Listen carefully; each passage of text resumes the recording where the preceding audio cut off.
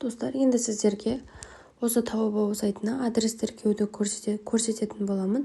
Ең алдымен осы Taobao сайты төменгі жағында бізде басты бет. Осы жерден өзіңіздің кабинетіңізге өтесіз. Төменгі жағындағы оң жағындағы батырма. Енді осы жерден жоғарғы жағында настройка батырмасы тұрады, соны басамыз. Басқан соң бізде осылай екінші қытайша жазылған жазу тұрады, соны басасыз. Басқаннан кейін осы жерге адрес тіркеуді көрсетеді деп тұрады, осыны басамыз. Енді разрешить вставку дегенді басамыз. Басамыз.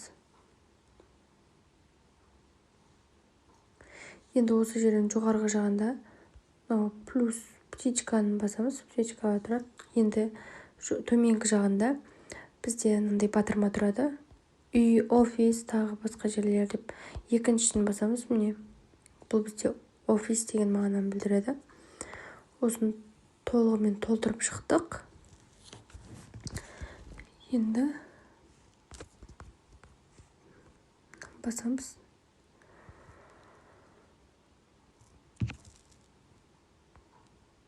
Бір номері дұрыс.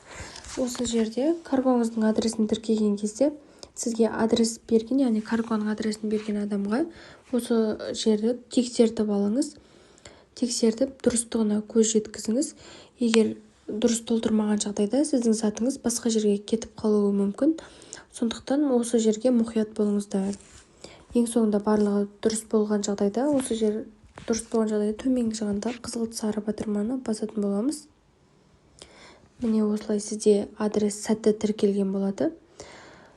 Міндетті түрде тексертіп алыңыз. Егер дұрыс болмаған жағдайда мына жерде ручкамен қағаздың суреті көрсетіліп тұр ғой, соны басып дұрыстай бересіз. Осы жерден